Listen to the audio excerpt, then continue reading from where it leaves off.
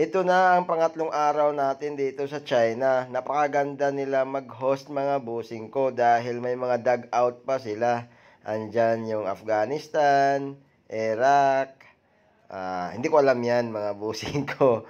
Kazakhstan, may mga dugout silang nilalagay mga busing ko. May Myanmar. Tapos dito naman yung dugout ng Pilipinas nating mahal mga busing ko. Kayo na bahala pala magdala ng inyong mating dahil wala silang nilalagay na kung anong higaan natin. At sa harap naman ng dugout natin mga boss, andyan yung Iran. Tapos katabi naman ng Iran yung Vietnam. Kaharap pala ng Vietnam ang dugout ng Singapore din mga busing ko. Tapos madadaanan natin yung dugout ng Malaysia.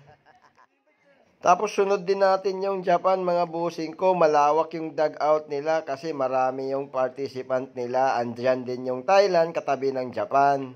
Tapos sa harap ng Japan pala mga busing ko ay dugout naman ng host country ng China.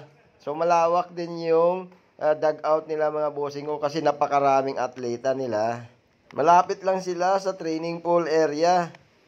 Sa pangatlong araw namin dito sa China, mga busing ko, dito kami lagi sa competition pool, nagtitraining or nagwa-warm up para masanay kami or kung may practice pa naman kami, dapat ma-practice na at saka masanay na namin kung ano yung kailangan gawin. Sa part na ito, magdadive na kami, mauuna si Roland sa video na Tubong Samar.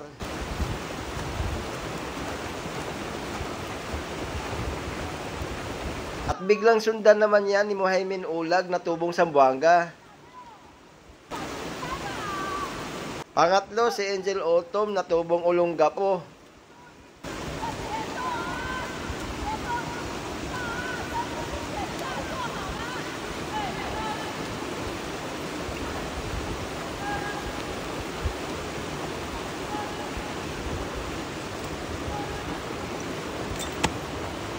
Siyempre, hindi magpapahuli ang gwapong inyong lingkod. Arnel Aba po, Tubong Iligan City.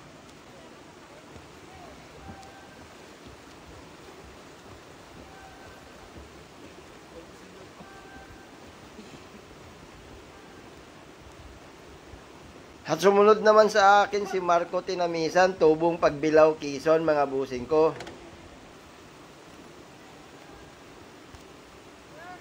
At sumunod naman si Edwin Villanueva, mga busing ko, Tubong Aklan po. At sumunod kay Edwin si RJ po, Ariel Aligarbes, aka RJ po, Tubong Bacolod City.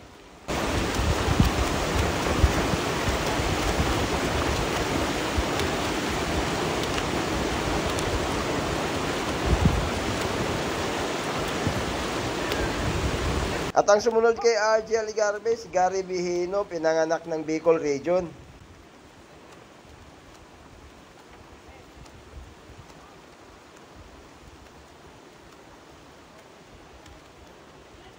At masasabi kong maraming salamat po dahil isa ako sa maraming atleta na nakakaranas na ganitong kagandang suporta. Kaya sa lahat ng bumuo ng PhilSpada, Philippine Sports Commission, NPC Philippines, coaches, co-athletes, maraming salamat po sa inyong lahat.